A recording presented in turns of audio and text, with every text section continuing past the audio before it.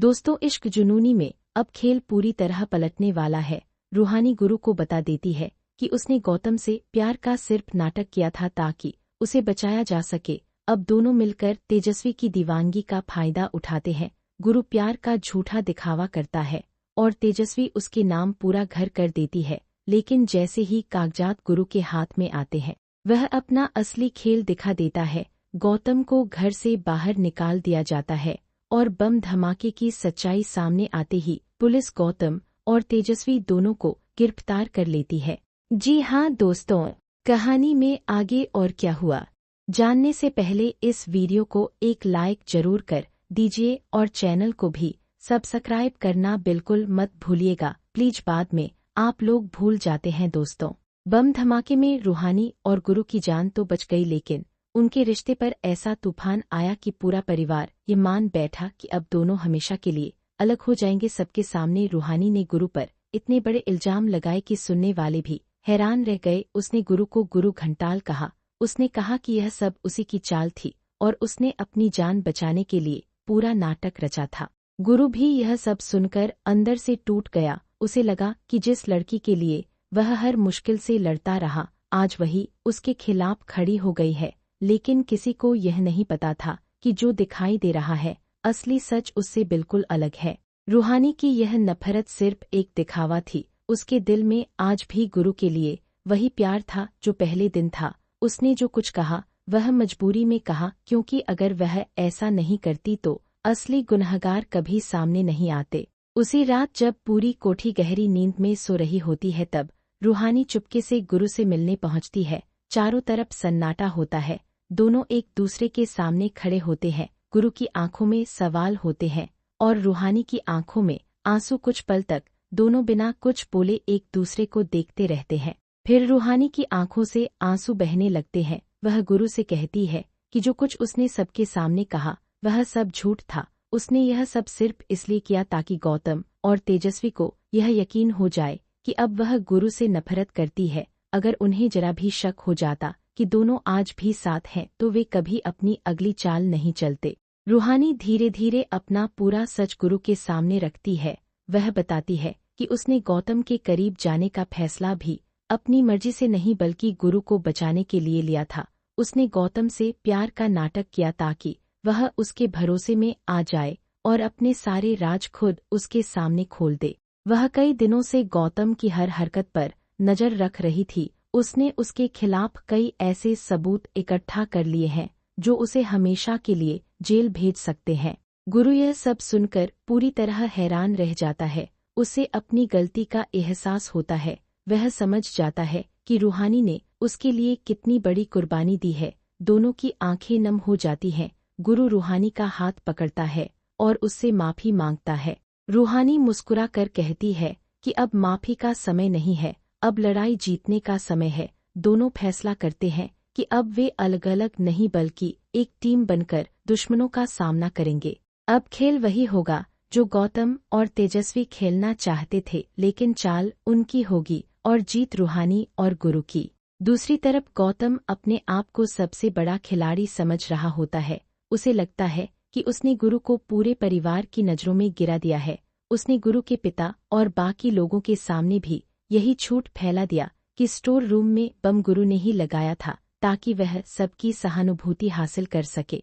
परिवार के कुछ लोग भी इस झूठ पर भरोसा करने लगते हैं, लेकिन रूहानी जानती है कि गौतम की सबसे बड़ी कमजोरी उसकी बहन तेजस्वी है। तेजस्वी बचपन से गुरु से दीवानों की तरह प्यार करती है। वह गुरु को पाने के लिए किसी भी हद तक जा सकती है। यही उसकी सबसे बड़ी कमजोरी है और अब यही कमजोरी उसके खिलाफ इस्तेमाल होने वाली है।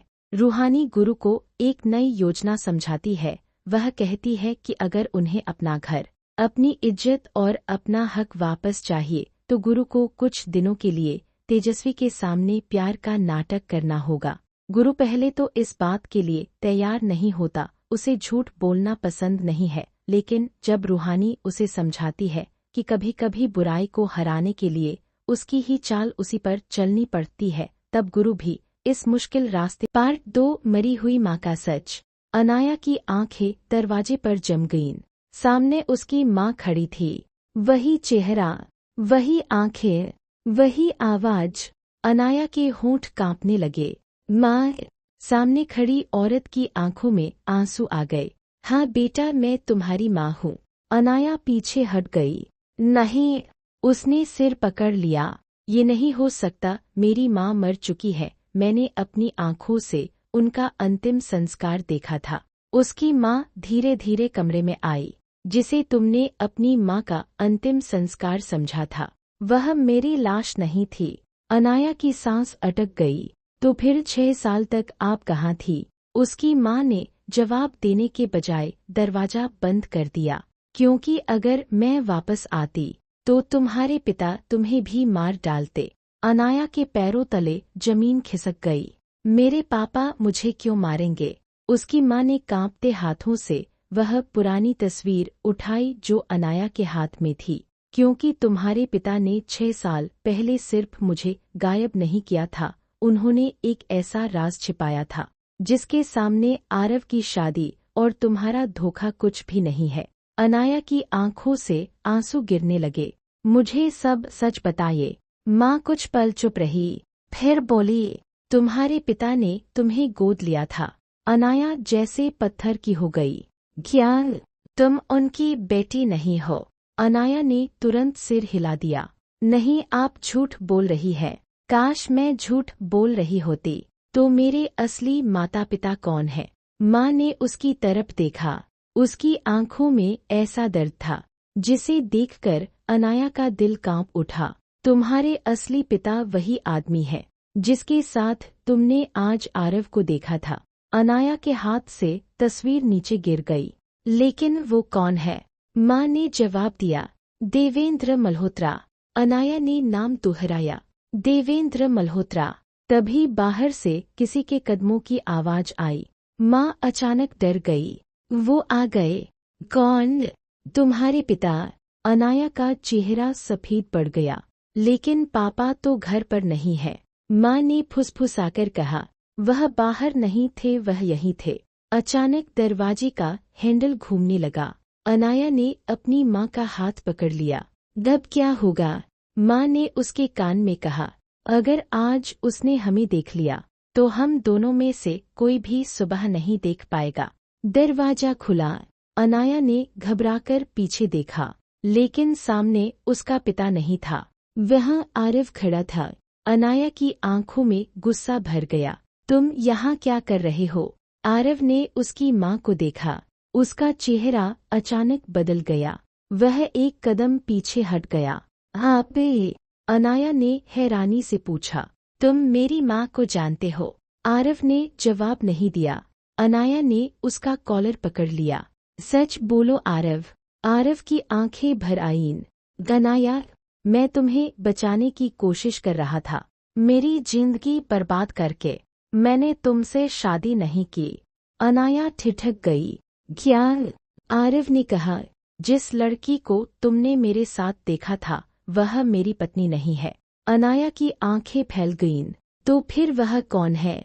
आरव ने अपनी जेब से एक फाइल निकाली और अनाया के सामने रख दी। इसे पढ़ो। अनाया ने फाइल खोली।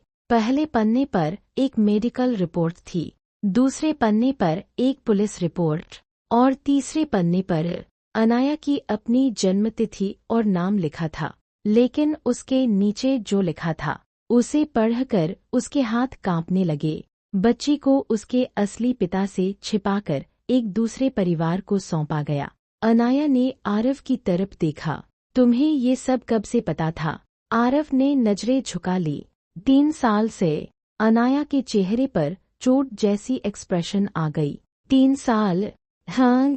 तो तुम मेरे करीब सिर्फ इसलिए आए थे? आरव ने धीरे से कहा।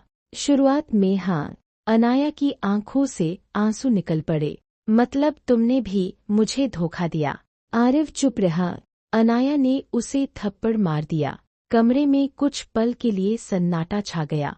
तुम्हें पता है आरव, तुम्हारे धोखे से ज्यादा दर्द इस बात का है कि मैंने तुम पर भरोसा किया था। आरव ने उसकी तरफ देखा।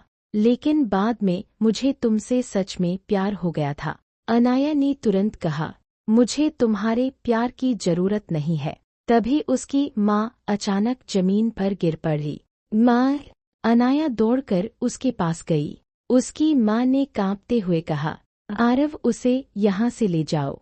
आरव ने घबराकर पूछा, क्या हुआ? माँ ने अपने सीने पर हाथ रखा। देवेंद्र को सब पता चल गया है। अनाया ने डरकर पूछा, क्या पता चल गया? माँ ने उसकी